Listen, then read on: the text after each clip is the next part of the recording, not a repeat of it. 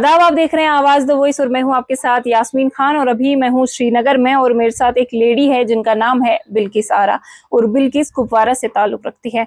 और आज महज एक ब्लड पॉइंट देने के लिए कुपवारा से श्रीनगर 85 किलोमीटर का डिस्टेंस इन्होंने तय किया। बहुत बहुत शुक्रिया बिल्किस हमें वक्त देने के लिए। तो अब काफी लोग आपको ऑलरेडी जानते हैं कि बिल्किस कौन है, बिकॉज आपको ब्लड वुमेन ऑफ JNK भी कहा जाता है।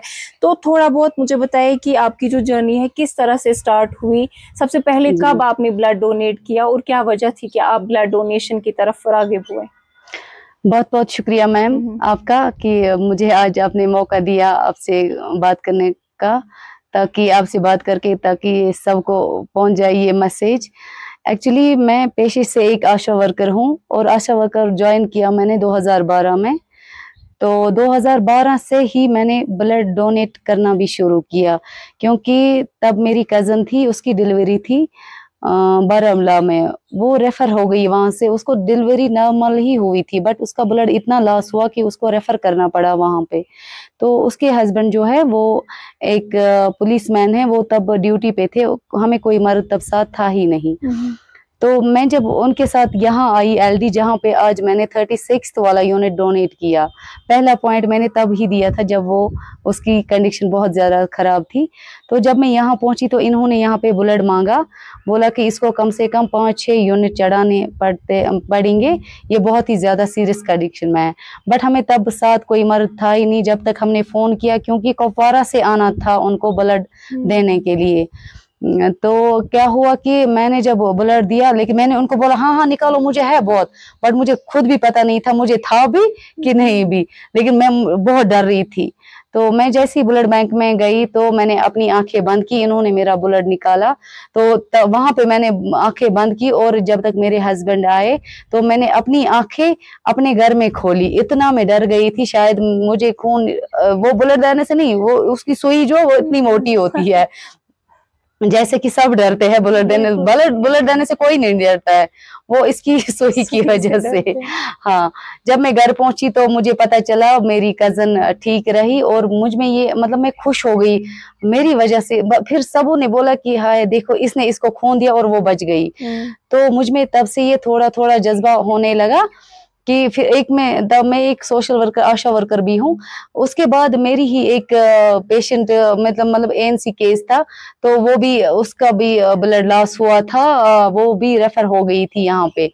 तब मैं उसको साथ ही एज ए आशा वर्कर, तो उसको मैंने पहला पॉइंट यहाँ पे दे दिया। तो वो 6, 7, 8 की 9 पॉइंट LD वालों ने उसको फ्री में चढ़ाई यूनिट ब्लड की। तो जब भी मैं आज जाती हूँ वहां सेंसस के लिए आज भी, तो उसके छोटे छोटे जो बच्चे वो बोलते हैं वो देखो आशा बहन जी, इसने हमारी मम्मा को बचाया था। लेकिन जो इन्होंने यहाँ पे फ्री में इसको ब्लड दिए थे उनको वो याद नहीं है, मेरा एक पॉइंट याद है। तो मैं चाहती हूँ कि मेरी वजह से हर एक की जान बचे और हर एक घर से एक एक बिल्किस निकले, क्योंकि बिल्किस बनना बहुत ही आसान है। इस तरह से मुझे मेरे घर का सपोर्ट मिला। मैं एक हाउस वाइफ भी हूँ, आशा वर्कर भी हूँ और खास करके 3 बच्चों की माँ। तो जो मेरा बड़ा बेटा है वो 14 साल का है, 14.5 साल का, वो भी मुझे बोलते हैं मम्मा मुझे अब कितने साल वेट करना पड़ेगा जब मैं भी खून दे दूं आपके साथ। मैं बहुत खुश हूँ कि हर एक कान में अब ये गूंज रहा है कि जब ये एक औरत होके खून देती है तो हम क्यों ना दे। तो उसके बाद 2014 की बात है। तो मेरा बेटा जो है उसने पॉइजन खाया था, वो 2 साल का था। तो हम घर में ये जो फ्रूट बिजनेस करते हैं, तो उसने खाया था, तो वो फिर कोमा में था कम से कम 2-2.5 महीने। तो मैंने जब ये जो है यहाँ का चिल्ड्रन हॉस्पिटल, मैंने एक पॉइंट दिया वहां पे अपने बेटे को। तो फिर एक द्रोगमुला, हमारे ही कुपवारा का द्रोगमुला का एक बच्चा, पता नहीं वो गिर गया था कुछ, आज मुझे इतना याद भी नहीं है, वो इतना सीरियस था कि जब उसको लेके आए हॉस्पिटल, मैं भी थी वहां पे, मतलब पिछले 20 शायद मुझे तब 20 के 25 दिन हो गए थे कि 2 महीने, ये भी मुझे याद नहीं है।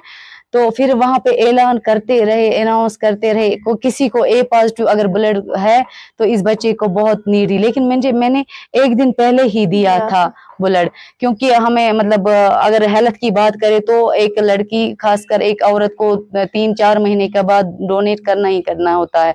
तो जैसे ही मैंने ये सुना, मैंने सोचा नहीं मेरे पास A+ है, बट वहां पे डॉक्टर साहब ने बोला था कि मेरे हस्बैंड को ये 3 महीने तक इसको बोला ब्लड ना दे, इसने कल ही दिया अपने बेटे को। तो मेरा बेटा इतना सीरियस था कि डॉक्टर साहब ने बोला था अगर ये इसको 1 या 2 दिन निकलेंगे। हमने उस मेरे बेटे के लिए घर में कब्र भी खोदी थी, इतना वो सीरियस था। तो मुझे पता था लेकिन मेरा बेटा नहीं बचेगा, और ना ही मैंने किसी को खून देने दिया। मैंने सोचा नहीं अगर मैं मर भी जाऊं अपने बेटे के साथ। तो वो जो जिसकी मैं बात कर रही हूँ, जिसको वो अनाउंस कर रहे थे, वो लड़के A+ जो नीड थी, लेकिन कोई तब नहीं आया। ये कहते हैं ना आज ये क्यों करते हैं ऐसे, मीडिया को क्यों देते हैं, क्यों नहीं देते हैं, लेकिन मुझे आज भी तब की बात याद है। कहता है कि आम कहता है कि नेकी कर और दरिया में डाल, ये बात सबसे अच्छी है। नेकी कर और दरिया में, सच में दरिया में डाल, क्योंकि जब भी कोई मुसीबत आ जाए वही किश्ती बन के, वही नेकी किश्ती बन के आ जाएगी आपके ही दरिया में, तो वो आपको बचाएगी। मुझे वही लगता है।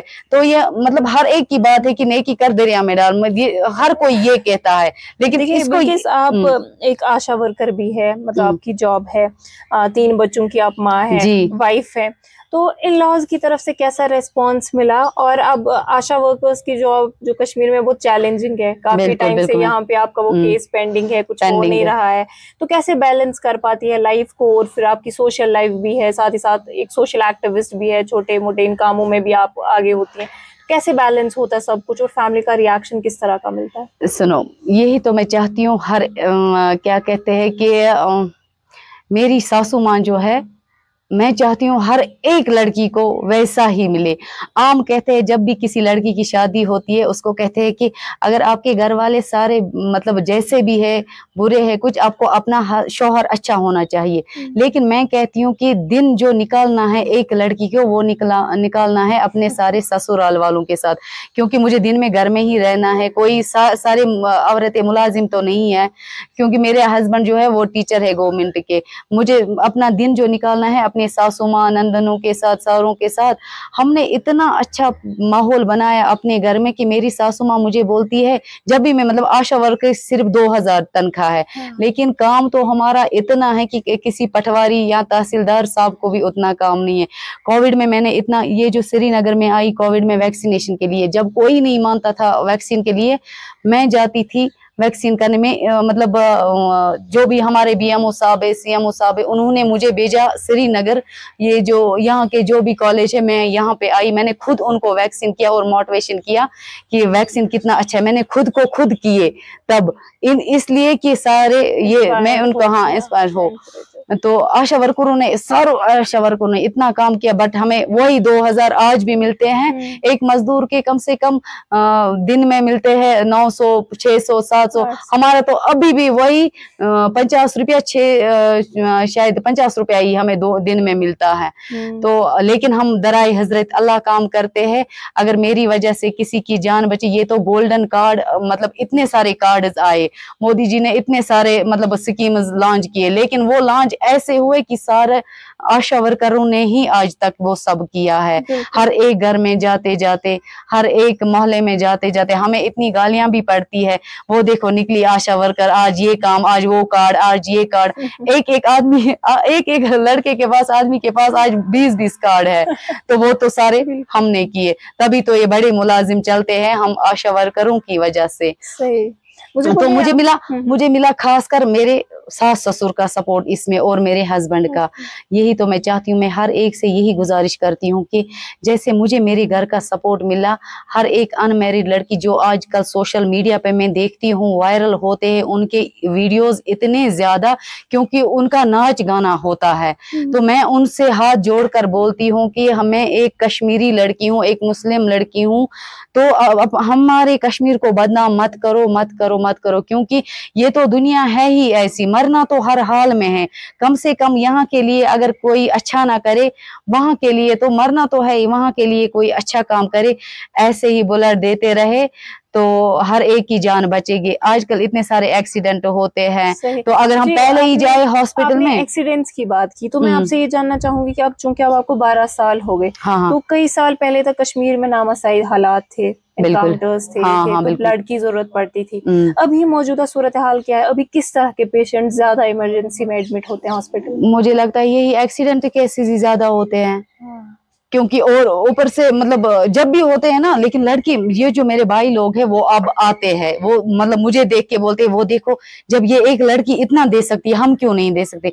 लेकिन मेरी बहनें तो आगे आ सकती थी, बट मुझे लगता है इस नेक काम में, इस अच्छे काम में उनको घर का सपोर्ट नहीं मिलता है। क्योंकि अगर उनको भी मेरी तरह जैसे मुझे मेरे सब ससुराल वालों ने सपोर्ट किया, अगर हर एक लड़की को ऐसा सपोर्ट मिलता तो हमारे समाज में इतनी गंदगी नहीं फैलती होगी। बिल्कुल। अब चूंकि आपने 36 ब्लड पॉइंट्स ऑलरेडी दिए हैं, जो एक औरत के लिए काफी ज्यादा है, क्योंकि अपनी भी हेल्थ कंडीशंस होते हैं, अपनी भी हेल्थ का ख्याल रखना पड़ता है।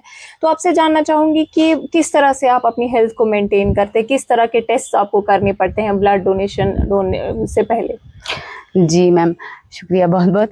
तो मैं जब भी जाती हूँ, मैं पहले ये तो मतलब हॉस्पिटल में आती हूँ, ये मतलब फॉलिक एसिड या फिर आयरन की गोली अगर मैं ज़्यादा ना खाऊं, कम से कम 1 महीने में 10 ही टैबलेट में खाती हूँ।